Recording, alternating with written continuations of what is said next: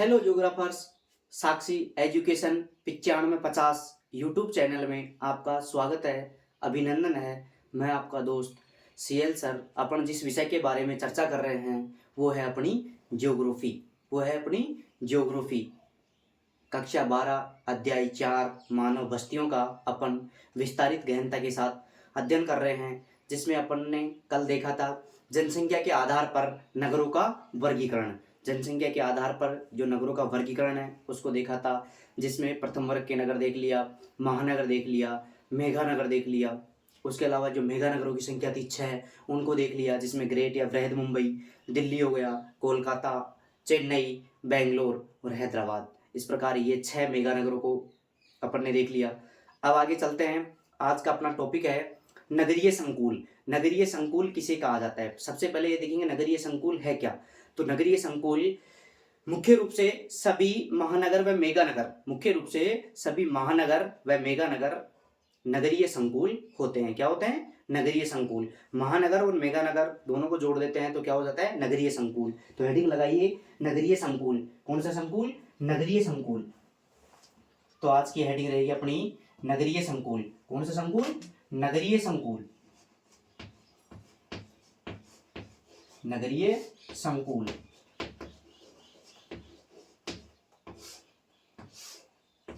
तो इसमें लिखिए मुख्य रूप से महानगर व मेगानगर, मुख्य रूप से सभी महानगर व मेगानगर नगरीय संकुल होते हैं। तो लिखिए मुख्य रूप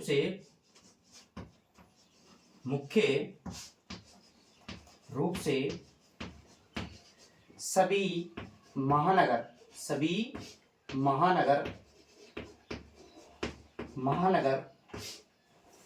व मेगानगर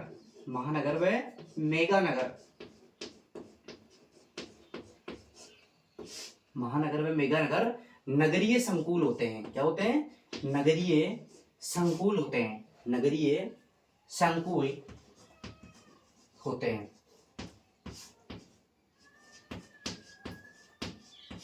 अगर एग्जाम में परिभाषा पूछे कि नगरीय संकुल किसे कहा जाता है, तो मुख्य रूप से सभी महानगर व सभी मेगानगर नगरीय संकुल होते हैं। इन दोनों को नगरीय संकुल कहा जाता है। अब नगरीय संकुल को एग्जाम्पल से समझते हैं अपन।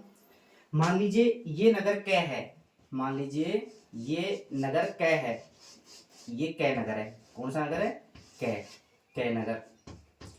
और इसी के पास में दूसरा नगर है खे, ये है अपना नगर खे नगर। अपन समझ रहे हैं नगरीय संकुल को। किसको समझ रहे हैं? नगरीय संकुल को। जैसे जैसे ये महानगर व मेगानगर हैं, इनका विस्तार बाहर की ओर होता है। देखो इसका विस्तार कहाँ होता है? बाहर की ओर होता है। जैसे मान लीजिए इसका विस्तार बाहर की ओर, विस्तार या फैलाव बाहर की ओर होता है। ये बाहर की ओर हो रहा है इसका फैलाव। ये महानगर या मेगानगर है, इसका फैलाव भी बाहर की ओर हो रहा है और इसका फैलाव भी बाहर की ओर हो रहा है। ये दोनों नगरों का विस्तार हो रहा है लगातार, क्योंकि प्रेजेंट में भी यही कंडीशन है। जो महानगर है, मेगानगर है या नगर है, उनकी संख्या में क्या हो रहा है? फैलाव हो रहा है, उनमें विस्तार हो रहा है। अब विस्तार के कारण ये एक दूसरे के अंदर मिल जाते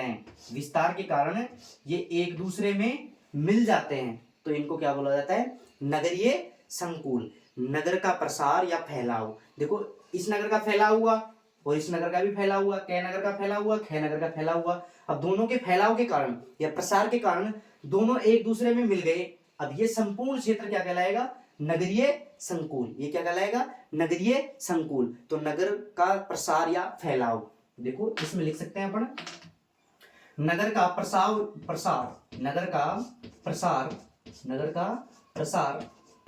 या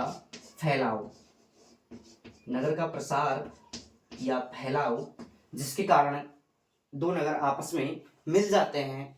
इस संपूर्ण क्षेत्र को क्या बोला जाता है? नगरीय संकुल। इसको क्या बोला जाता है? नगरीय संकुल।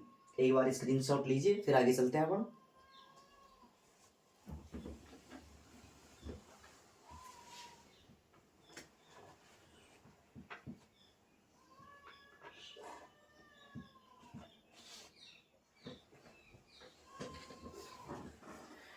संभवतः आपने स्क्रीनशॉट ले लिया होगा। आगे चलते हैं अपन। देखो ये नगरीय संकुल अपन ने समझ लिया। नगरीय संकुल किसे कहा जाता है? महानगर व मेगा नगर। महानगर व मेगा नगर, ये दोनों का सम्मिलित रूप क्या कहलाता है? नगरीय संकुल। जैसे नगर क है, नगर ख है। अब इसका विस्तार लगातार होता जा रहा है, बाहर की ओर फैलाव हो रहा है। फैलाव के कारण ये एक दूसरे से कनेक्ट हो जाते हैं, तो इसको बोला जाता है नगरीय संकुल। इसी प्रकार अपन जोश और जुनून के साथ एक एक बिंदु का गहनता के साथ विस्तारित अध्ययन करेंगे, हंसते हुए मुस्कुराते हुए। तो आगे चलते हैं अपन।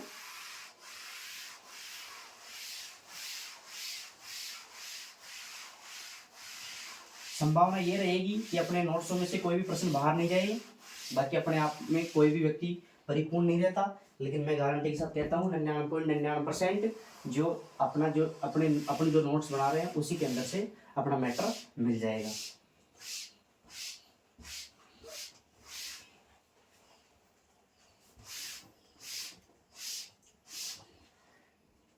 ये अपन ने देख लिया नगरीय संकुल। अब नगरीय संकुल के बाद आता है, देखो नगरीय संकुल के 3 मुख्य संयोजन होते हैं। अब ये 3 प्रकार से नगरीय संकुल बनता है। तो नगरीय संकुल के 3 प्रमुख संयोजन होते हैं। संयोजन का मतलब मिलाव होता है। तो नगरीय संकुल के 3 मुख्य संयोजन, तो लिखिए हेडिंग लगाइए, नगरीय संकुल के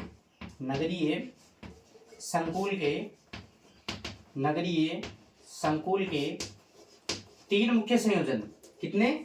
3 मुख्य संयोजन। 3 प्रकार से इनके जो मुख्य संयोजन है, 3 प्रकार से इनका मिलाव होता है नगरीय संकुलों का। 3 मुख्य संयोजन। संयोजन का मतलब मिलाव या विस्तार या फैलाव।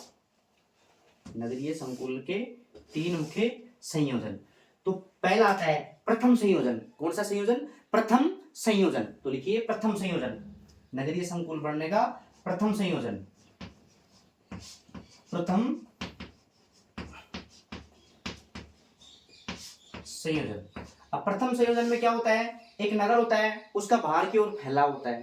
क्या होता है? एक नगर होता है, उसका धीरे धीरे उसमें जो स्वास्थ्य सेवाओं का विकास होता है, शिक्षा का विकास होता है, उद्योग धंधों का विकास होता है, तो उसका फैलाव होता है। तो एक नगर का अब उपनगरों में फैलाव होना, ये क्या कहलाता है? नगरीय संयोजन। ये कहलाता है प्रथम संयोजन। प्रथम संयोजन के रूप में जो नगरों का फैलाव होता है उसको नगरीय संकुल कहा जाता है। तो एक नगर या उसके आसपास के क्षेत्रों की ओर फैलाव। तो लिखिए इसमें एक नगर का कितने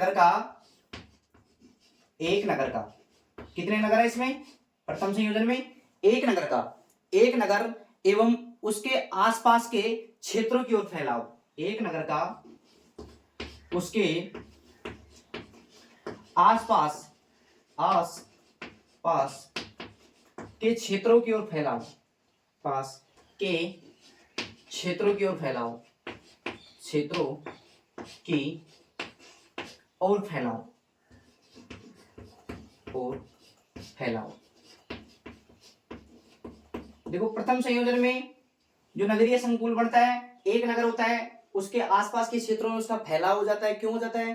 क्योंकि जो मुख्य नगर है उसमें क्या हो जाती है? भीड़ भाड़ अधिक हो जाती है, वहां पर प्रदूषण ज्यादा बढ़ने लग जाता है। इस कारण लोग बाहर की ओर निवास करने लग जाते हैं, जिससे नगर का विस्तार होता है। क्या होता है? विस्तार होता है या फैलाव होता है, उसको बोला जाता है नगरीय संयोजन। तो ये प्रथम संयोजन में तो एक नगर होता है। कितने नगर होते हैं? एक नगर।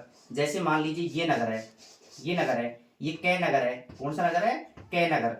अब इसका भीड़ भाड़ के कारण इसमें ज्यादा जनसंख्या निवास कर रही है लगातार, तो भीड़ भाड़ के कारण लोग बाहर की ओर विस्तारित होने लग जाते हैं। तो इनका फैलाव, देखो ये एक नगर है, इसका बाहर की ओर विस्तार या फैलाव, ये कहलाता है नगरीय संयोजन। ये नगरीय संकुल। तो प्रथम संयोजन तो ये हो गया कि एक ही नगर है, उसका बाहर की ओर फैलाव होना, तो ये कहलाता है नगरीय संकुल। अब दूसरा संयोजन, आगे चलते हैं। दूसरा संयोजन, कौन सा संयोजन? दूसरा संयोजन। देखो प्रथम संयोजन में नगर कितने हैं? एक ही है, लेकिन उसमें भीड़ भाड़ होने के कारण उसका विस्तार बाहर की ओर हो जाता है, फैलाव बाहर की ओर हो जाता है, तो उस कारण नगरीय संकुल का निर्माण होता है प्रथम संयोजन के अंतर्गत। उसके बाद आता है द्वितीय संयोजन। कौन सा संयोजन? द्वितीय संयोजन। नंबर 2, द्वितीय संयोजन।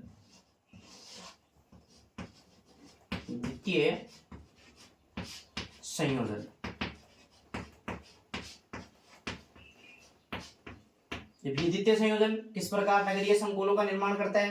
तो द्वितीय द्वितीय संयोजन होता है, इसमें नगरों की संख्या होती है 2। नगरों की संख्या कितनी होती है? 2 नगरों की संख्या आपस में इनका फैलाव होने से एक दूसरे से मिल जाते हैं, उससे नगरीय संकुल का निर्माण होता है। यह कहलाता है दूसरा संयोजन या द्वितीय संयोजन। 2 अथवा अधिक नगरों के आपस में फैलाव, लिखिए इसमें 2 अथवा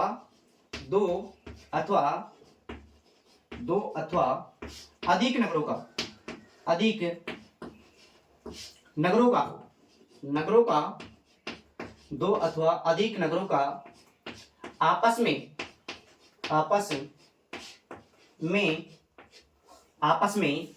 फैलाव 2 अथवा अधिक नगरों का आपस में फैलाव के कारण जुड़ने से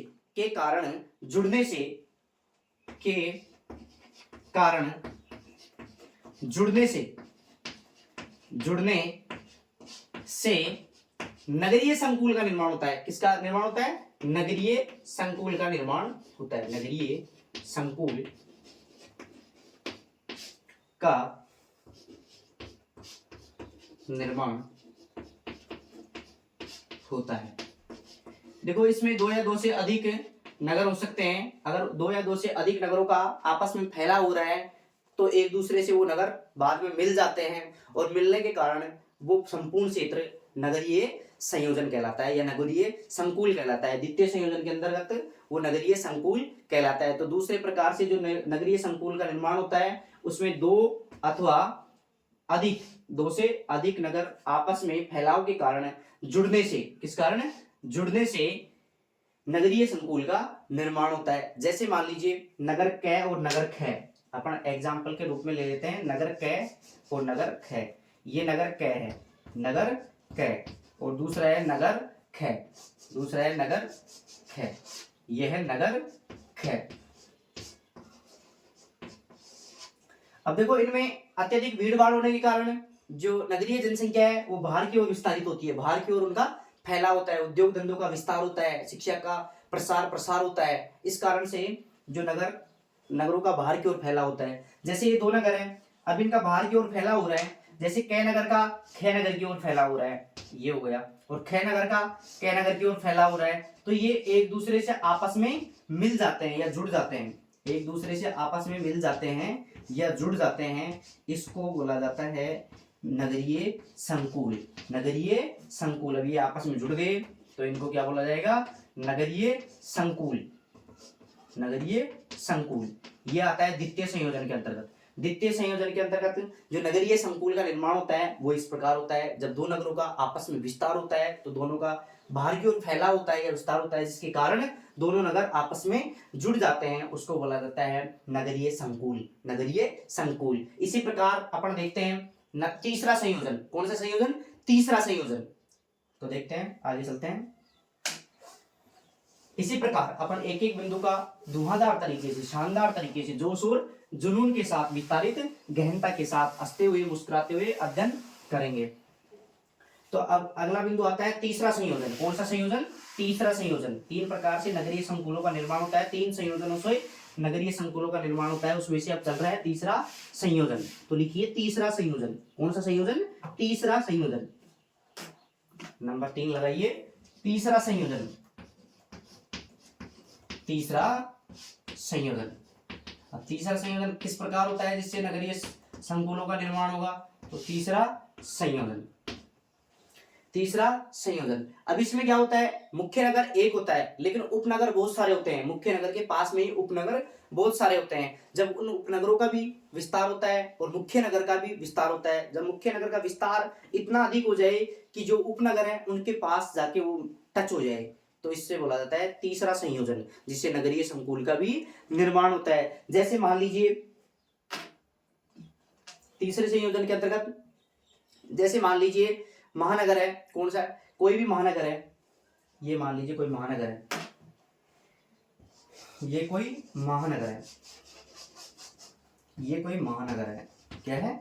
महानगर या नगर है, महानगर है। अब इसके पास में ही एक दूसरा नगर है, एक नगर ये रहा, ठीक है, एक नगर ये रहा, एक नगर ये रहा, इस प्रकार इसके पास में बहुत सारे छोटे छोटे उपनगर या नगर हैं, नगर, एक ये नगर और ये नगर। अभी बहुत सारे उपनगर या नगर है इसके पास, जो महानगर है उसके आसपास बहुत सारे छोटे छोटे अनेकों नगर हैं। जब इस मुख्य नगर का विस्तार होता है तो इतना अधिक विस्तार हो जाता है कि ये जो बाह्य उपनगर हैं वहां तक ये टच हो जाता है। तो इनका आपस में टच हो जाना ये कहलाता है नगरीय संकुल। तो ये संपूर्ण क्षेत्र में भी नगरीय संकुल का निर्माण होता है तीसरे संयोजन के अंतर्गत। इस प्रकार 3 प्रकार के संयोजनों से नगरीय संकुलों का निर्माण होता है। तो इसकी जो तीसरा संयोजन है इसमें जो नगरीय संकुल की जो परिभाषा आती है वो ये आती है, एक महानगर के समीप स्थित नगरीय क्षेत्र। लिखिए, एक महानगर के समीप, एक महानगर के समीप, एक महानगर के समीप, एक महानगर के समीप स्थित नगरीय क्षेत्रों की ओर फैलाव, स्थित नगरीय क्षेत्रों की ओर फैलाव, स्थित नगरीय क्षेत्रों की ओर फैलाव, क्षेत्रों की ओर फैलाव, की ओर फैलाव। देखो, एक मुख्य महानगर, एक महानगर है, महानगर के समीप स्थित नगरीय क्षेत्र। अब देखो ये महानगर है, इसके समीप स्थित ये नगरीय क्षेत्र है, ये नगरीय क्षेत्र है। क्षेत्रों की ओर इस महानगर का फैलाव हो रहा है। अब ये लास्ट में जाके इन नगरों से जुड़ जाता है तो इसको बोला जाता है नगरीय संयोजन। तो ये तीसरा संयोजन के अंतर्गत क्षेत्रों की ओर फैलाव, क्षेत्रों की ओर फैलाव के कारण नगरीय संकुल का निर्माण होता है। फैलाव के कारण नगरीय संकुल का निर्माण होता है। नगरीय संकुल का निर्माण होता है। तो इस प्रकार 3 संयोजनों के माध्यम से, 3 प्रकार के संयोजनों के माध्यम से नगरीय संकुल का निर्माण होता है। जैसे मान लीजिए इसमें एग्जाम्पल देना चाहूं, जैसे महानगर के रूप में मैं एग्जाम्पल देना चाहूं तो दिल्ली है। क्या है? दिल्ली। जैसे मान लीजिए ये दिल्ली है, ये क्या है? दिल्ली है। अब दिल्ली के पास में ही छोटे छोटे बहुत सारे नगर हैं, जैसे नोएडा हो गया, नोएडा, ये नोएडा हो गया। उसके बाद गाजियाबाद हो गया। कौन सा बाद? गाजियाबाद, गाजियाबाद। देखो दिल्ली के पास में ही जो छोटे छोटे नगर हैं, लेकिन मुख्य रूप से मुख्य नगर कौन सा है? दिल्ली। अब दिल्ली के उपनगर हैं, ये छोटे छोटे नगर हैं, जैसे नोएडा हो गया, उसके बाद गाजियाबाद हो गया। अब ये मुख्य नगर है दिल्ली, जिसका इतना अधिक विस्तार हो गया कि ये जो बाहर के जो छोटे छोटे नगर हैं उनसे टच हो गया, जैसे नोएडा से टच हो गया, इधर गाजियाबाद से टच हो गया। तो ये संपूर्ण क्षेत्र क्या कहलाता है? नगरीय संकुल। क्या कहलाता है? नगरीय संकुल। एक बार स्क्रीनशॉट लो, फिर आगे चलते हैं।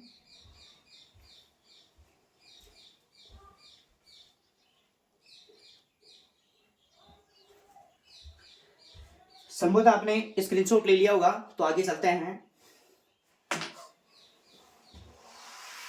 ये अपना हो गया कंप्लीट नगरीय संकुल के 3 मुख्य संयोजन। 3 मुख्य संयोजनों के रूप में नगरीय संकुलों का निर्माण होता है। तो ये अपन ने गहनता के साथ विस्तारित अध्ययन कर लिया, एक एक बिंदु का विस्तार से।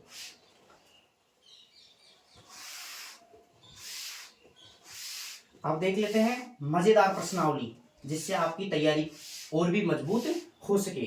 तो मजेदार प्रश्नावली, क्योंकि साथ साथ अपन अगर प्रश्न हल करते हुए चलेंगे तो अपनी तैयारी और भी मजबूत हो जाएगी। तो अपने को साथ साथ प्रश्न भी हल करने हैं। भाई प्रश्न किस प्रकार से आएंगे, कैसे आएंगे, तो उनका अभ्यास भी अपने को साथ साथ करते रहना है, हंसते हुए, मुस्कुराते हुए, जोश और जुनून के साथ। तो प्रश्न 1 है, महानगर की कुल जनसंख्या कितनी होती है? देखो प्रश्न 1 लिखिए, प्रश्न 1, महानगर की कुल जनसंख्या कितनी होती है? महानगर की कुल जनसंख्या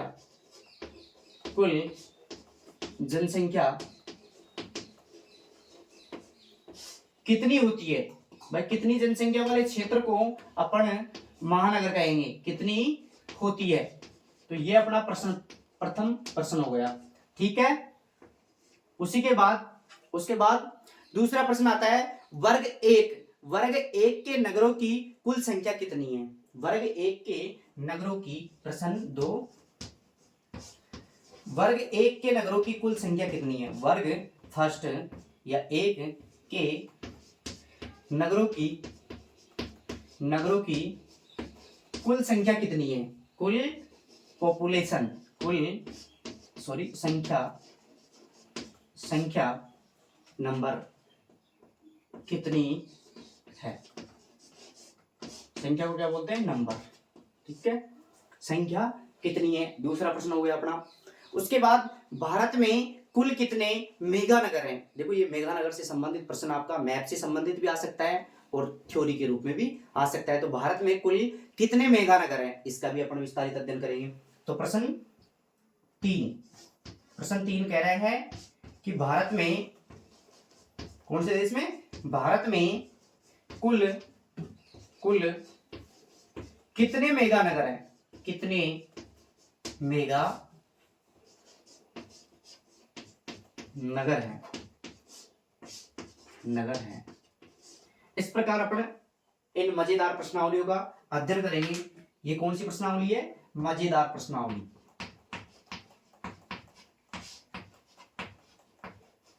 जिसमें से आपको सीधे सीधे प्रश्न एग्जाम में देखने को मिलेंगे। तो देखो, महानगर की कुल जनसंख्या कितनी होती है? महानगर किस क्षेत्र को कहेंगे जिसमें कितनी जनसंख्या हो, उसको महानगर कहेंगे। 10 लाख से और 50 लाख के मध्य होती है। देखो, महानगर की जनसंख्या 10 लाख से अधिक, 10 लाख से 50 लाख, 10 लाख से 50 लाख, 10 लाख से 50 लाख के मध्य अगर 10 लाख से 50 लाख के मध्य किसी नगर की जनसंख्या है तो उसको क्या कहेंगे? महानगर कहेंगे। क्या कहेंगे? महानगर कहेंगे। दूसरा प्रश्न आता है, वर्ग फर्स्ट के नगरों की कुल संख्या कितनी है? तो वर्ग फर्स्ट के कुल नगरों की संख्या 468 है। कितनी है? 468 है। कितनी है? 468 है। प्रश्न तीसरा कह रहा है, भारत में कुल कितने मेगा नगर हैं? तो भारत में कुल 6 मेगा नगर है। भारत में कुल 6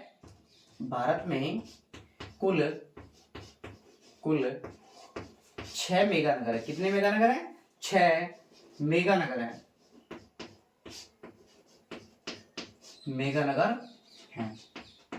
अब इनका अपन अध्ययन भी कर लेते हैं। 6 मेगा नगर हैं, एक बार पहले भी अध्ययन कर लिया, एक बार दोबारा कर लेते हैं। तो पहला आएगा ग्रेटर मुंबई, बृहद मुंबई। ग्रेटर मुंबई या बृहद मुंबई। तो पहला लिखिए बृहद मुंबई। पहला आएगा बृहद मुंबई। कौन सी मुंबई? बृहद मुंबई या ग्रेटर मुंबई। देखो, पहला कौन सा हो गया? बृहद मुंबई या ग्रेटर मुंबई। उसके बाद दिल्ली। उसके बाद दूसरा कौन सा आता है? दिल्ली। उसके बाद दूसरा दिल्ली। दूसरा कौन सा मेगा नगर है? दिल्ली। उसके बाद तीसरा है कोलकाता। कौन सा खाता? कोलकाता। तो पहला हो गया बृहद मुंबई, दूसरा हो गया दिल्ली, तीसरा हो गया कोलकाता, चौथा हो गया चेन्नई। चौथा कौन सा है? चेन्नई। चौथा है अपना चेन्नई। कौन सा? नहीं, चेन्नई। और पांचवा हो गया बेंगलुरु। पांचवा कौन सा है? बेंगलुरु या बेंगलुरु। और छठा और अंतिम हो गया हैदराबाद। छठा और अंतिम कौन सा है? हैदराबाद। इस प्रकार ये अपने 6 मेगा नगर हैं। हैदराबाद, ये अपने 6 मेगा नगर हैं। इस प्रकार अपन अगर प्रश्नों का भी साथ साथ अभ्यास करते रहेंगे तो अपनी तैयारी और भी मजबूत हो सके, ताकि परीक्षा में आने वाला प्रश्न अपना कहीं से भी बाहर नहीं जाए। एक बार इसका स्क्रीनशॉट लो, फिर अपन आगे चलते हैं। संभवतः आपने स्क्रीनशॉट ले लिया होगा, तो आगे चलते हैं अपन। ये अपनी मजेदार प्रश्नावलियां हुई जिसमें मुख्य प्रश्न थे, उनके बारे में चर्चा कर ली। इसी के साथ अपन आगे चलते हैं।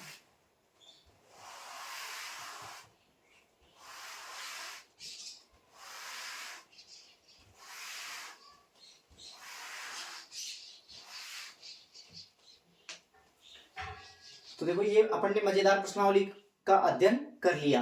अब नगरों का प्रकार्यात्मक वर्गीकरण, नगरों का प्रकार्यात्मक वर्गीकरण देखते हैं। तो हेडिंग लगाइए नगरों का प्रकार्यात्मक वर्गीकरण, नगरों का प्रकार्यात्मक वर्गीकरण।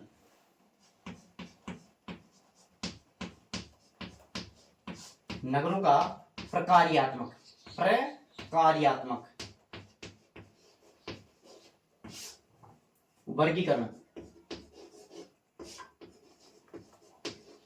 नगरों का प्रकार्यात्मक वर्गीकरण, उसके कार्य के आधार पर नगरों का वर्गीकरण। प्रकार्यात्मक का मतलब क्या है? कार्य के आधार पर नगरों का वर्गीकरण, कार्य के आधार पर नगरों का वर्गीकरण। तो पहला आता है इसमें एकल प्रकार्यात्मक नगर।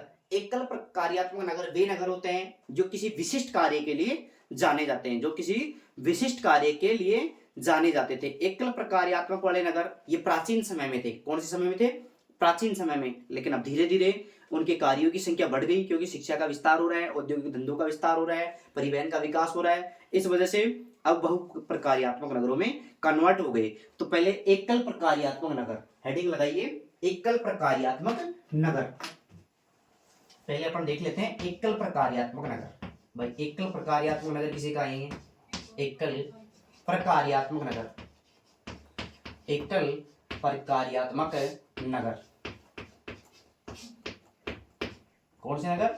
एकल। नाम से ही पता चल रहा है एकल का मतलब एक विशिष्ट कार्य के लिए, प्रकार्यात्मक मतलब कार्य के लिए, एकल का मतलब एक, प्रकार्यात्मक मतलब कार्य के लिए, किसी एक विशिष्ट कार्य के लिए जो नगर जाने जाते हैं उनको एकल प्रकार्यात्मक नगर कहा जाता है। प्राचीन समय में लेकिन ये नगर पाए जाते थे प्राचीन समय में। वर्तमान में इन नगरों का धीरे धीरे अभाव है, क्योंकि अब बहु प्रकार्यात्मक नगरों का वर्गीकरण हो गया है। तो प्राचीन समय में नगर शहर जो अपने, लिखिए प्राचीन समय में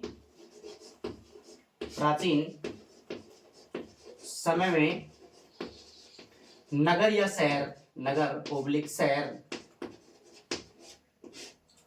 प्राचीन समय में नगर ओब्लिक शहर जो अपने एक विशिष्ट कार्य के लिए जाने जाते थे, जो अपने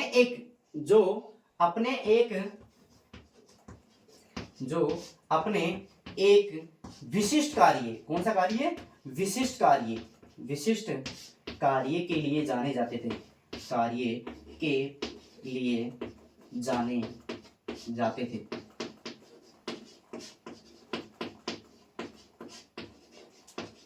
उन्हें एकल प्रकार्यात्मक नगर कहा जाता था। उन्हें एकल प्रकार्यात्मक नगर, उन्हें एकल प्रकार्यात्मक नगर कहा जाता है।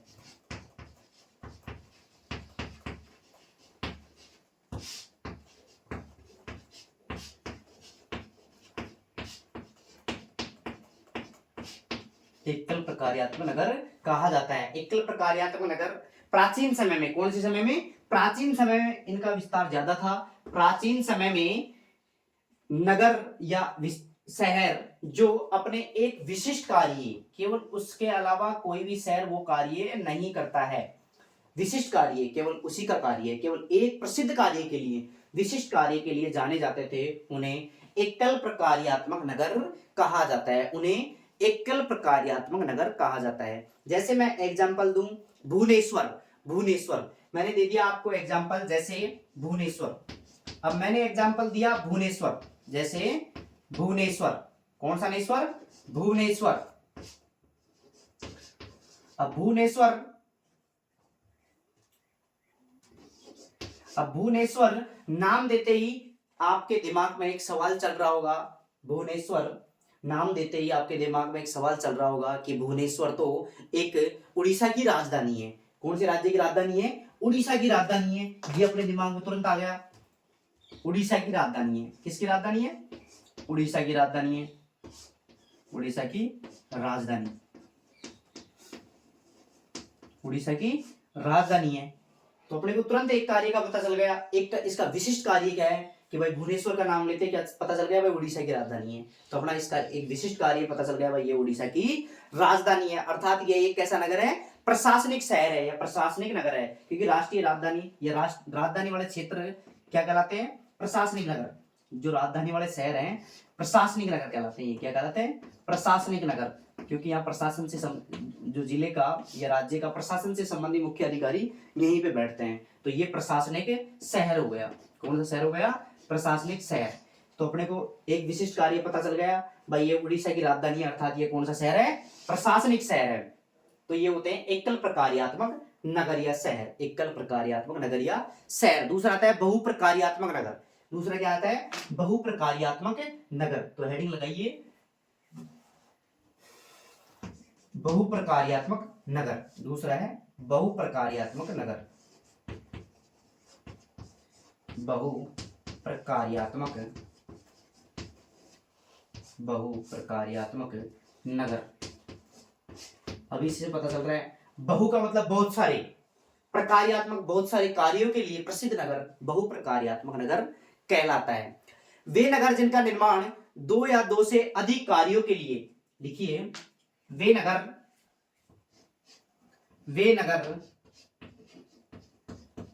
जिनका निर्माण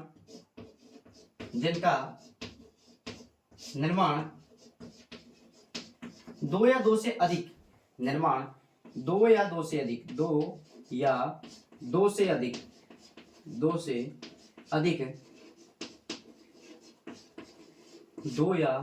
दो से अधिक कार्यों के लिए किया गया हो, कार्यों के लिए किया गया हो, अधिक कार्यों के लिए किया गया हो, कार्यों के लिए किया गया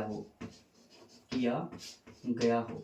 उसके एक या दो कार्य नहीं है, दो या दो से अधिक बहुत सारे कार्य भी हो सकते हैं, किया गया हो, बहुप्रकार्यात्मक नगर कहलाते हैं। बहुप्रकार्यात्मक नगर कहलाते हैं।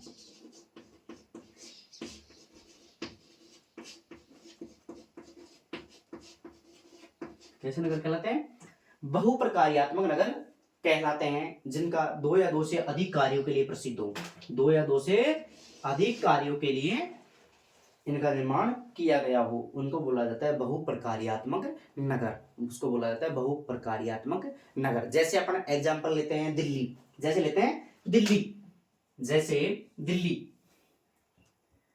अपन ने ले लिया दिल्ली।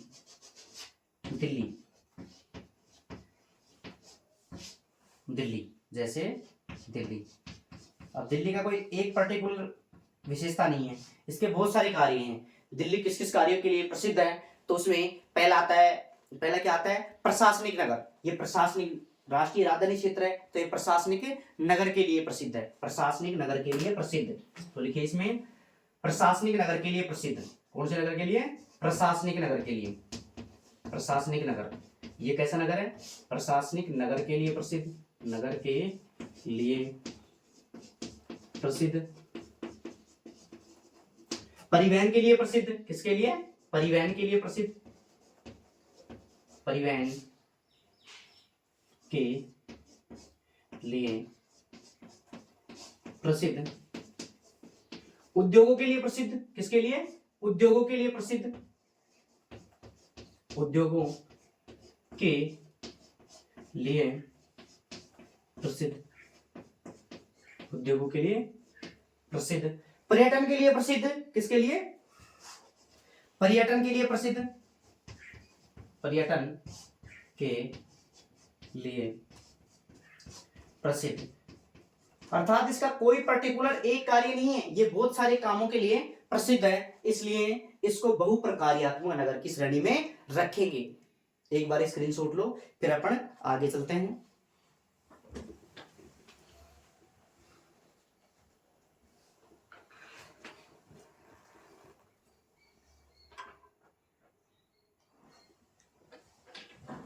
संभवतः है आपने स्क्रीनशॉट ले लिया होगा, तो आगे चलते हैं अपन। ये हो गए अपने नगरों का प्रकार्यात्मक वर्गीकरण। इसमें मुख्य रूप से एकल प्रकार्यात्मक और बहुप्रकार्यात्मक। जो एकल प्रकार्यात्मक नगर हैं वो किसी एक पर्टिकुलर कार्य के लिए जाने जाते थे, वो प्राचीन समय में थे। वर्तमान में सभी नगर बहुप्रकार्यात्मक नगर हो गए, क्योंकि किसी पर्टिकुलर नगर की एक विशेषता नहीं रही, बहुत सारी विशेषताएं हो गई, इसलिए ये नगर बहुप्रकार्यात्मक नगर हो गए। लेकिन पहले कैसे थे, एकल प्रकार्यात्मक नगर थे। अब वर्तमान में जो सारे नगर हैं वो बहुप्रकार्यात्मक है। कैसे नगर है, बहुप्रकार्यात्मक है, अर्थात उनका एक पर्टिकुलर कार्य नहीं है, बहुत सारे कार्यों के लिए प्रसिद्ध हैं, बहुत सारे कार्यों के लिए प्रसिद्ध हैं। इसी के साथ अपन आगे चलते हैं।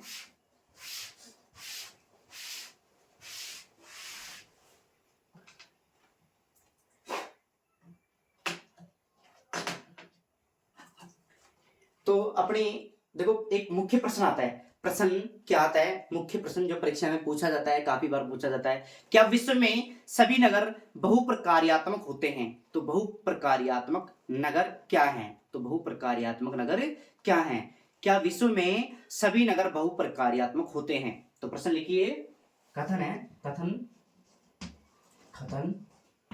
एक, क्या विश्व में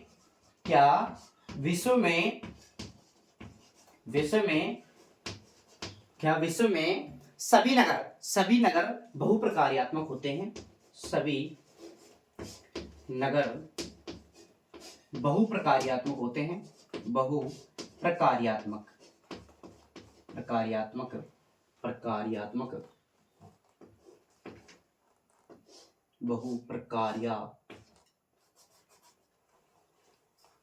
बहुप्रकार्यात्मक होते हैं।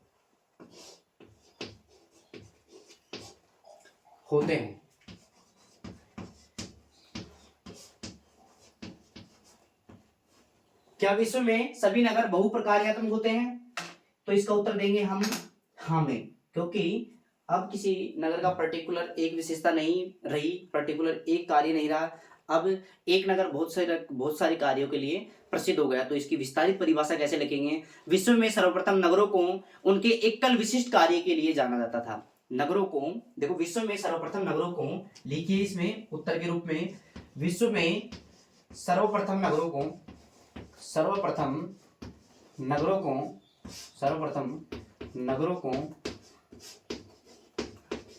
विश्व में सर्वप्रथम नगरों को उनके एकल विशिष्ट कार्य के लिए,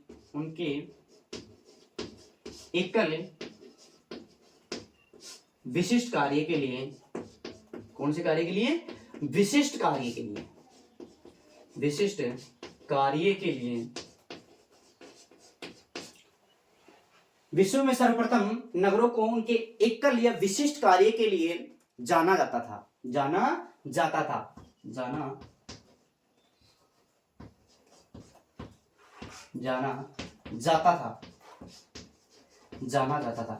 प्राचीन समय में कोई भी नगर था, उसका पर्टिकुलर एक ही कार्य था। कितना कार्य था? एक ही कार्य था। लेकिन समय बीतने के साथ साथ नगरों में अन्य गतिविधियों एवं क्रियाओं का विकास हुआ।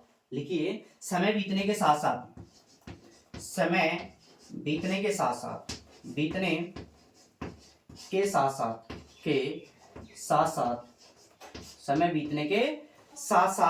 देखो, समय बीतने के साथ साथ नगरों में अन्य गतिविधियों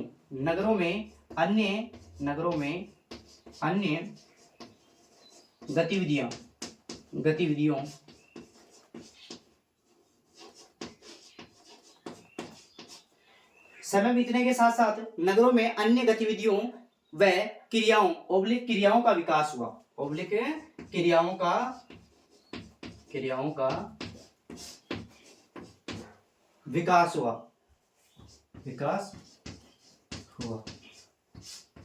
क्यों हुआ? क्योंकि प्राचीन काल में जो जनसंख्या थी वो काफी कम शिक्षित थी। धीरे धीरे शिक्षा का प्रचार प्रसार हुआ, स्वास्थ्य सेवाओं की वृद्धि हुई, उसके साथ उद्योग धंधों का प्रसार प्रसार हुआ, नगरों का भी फैलाव हुआ, उसी के साथ जनसंख्या भी अत्यधिक बढ़ी। इस कारण से जो नगर हैं उनकी अन्य गतिविधियों या क्रियाओं का भी विकास हुआ। ठीक है, इस कारण भी जो नगर हैं, प्राचीन नगर हैं, जो एकल प्रकार्यात्मक थे, उनसे बहुप्रकार्यात्मक की ओर अग्रसर हो गए, जिसके फलस्वरूप नगर एकल प्रकार्यात्मक से बहुप्रकार्यात्मक बन गए। जिसके फलस्वरूप नगर, इसी में लिख लीजिए, जिसके फलस्वरूप नगर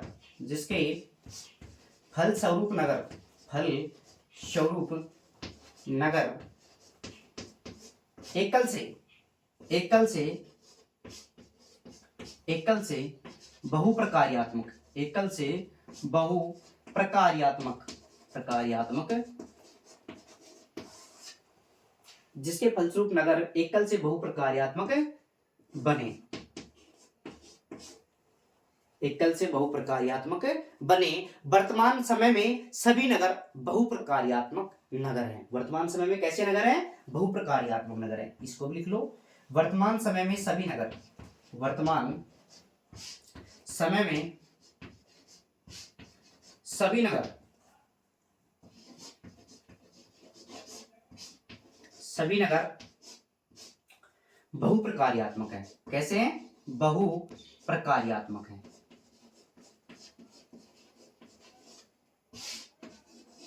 सभी नगर कैसे हैं? बहुप्रकार्यात्मक है।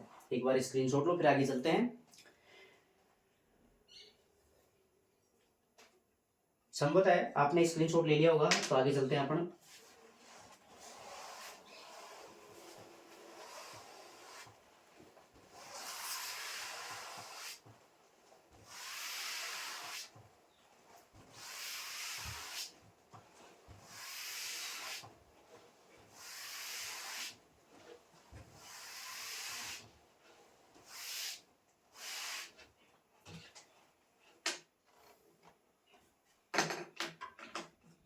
अब देखो,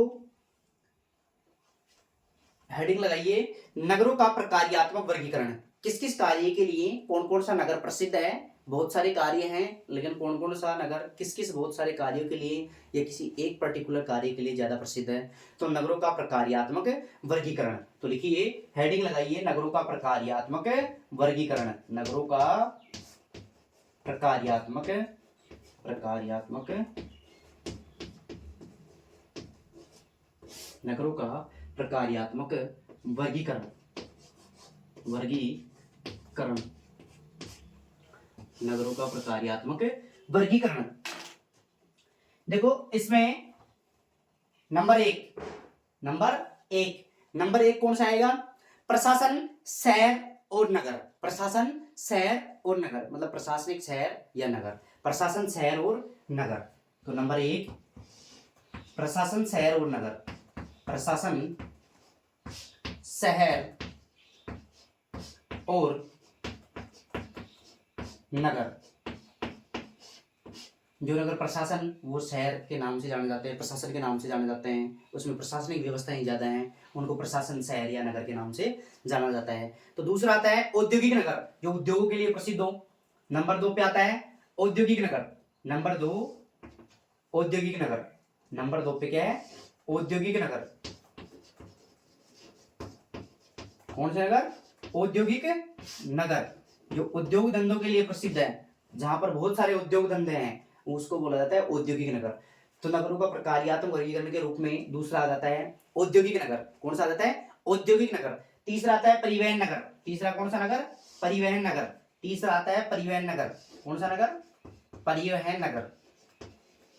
परिवहन नगर। तीसरा कौन सा है? परिवहन नगर। तीसरा कौन सा है? परिवहन नगर। नंबर 4 पे आता है वाणिज्यिक नगर, जो व्यापारिक सेवाओं के लिए प्रसिद्ध है, तो उनको बोला जाता है वाणिज्यिक नगर। जो व्यापारिक सेवाओं के लिए प्रसिद्ध है, उनको बोला जाता है वाणिज्यिक नगर। तो वाणिज्यिक नगर, वाणिज्यिक नगर। नंबर 4 पे कौन सा आ गया? वाणिज्यिक नगर। नंबर पे 5 पे आता है खनन नगर। कौन से नगर? खनन नगर। तो नंबर 5 पे आता है खनन नगर। कौन से नगर? खनन नगर। खनन नगर अर्थात जहां पर खनन क्रिया ज्यादा होती है, उनको बोला जाता है खनन नगर। तो नंबर 5 पे कौन सा नगर आएगा? खनन नगर। और नंबर 6 पे आएगा गैरीसीन या छावनी नगर। गैरीसीन या छावनी नगर। नंबर 6 पे गैरीसीन या छावनी नगर। गैरीसीन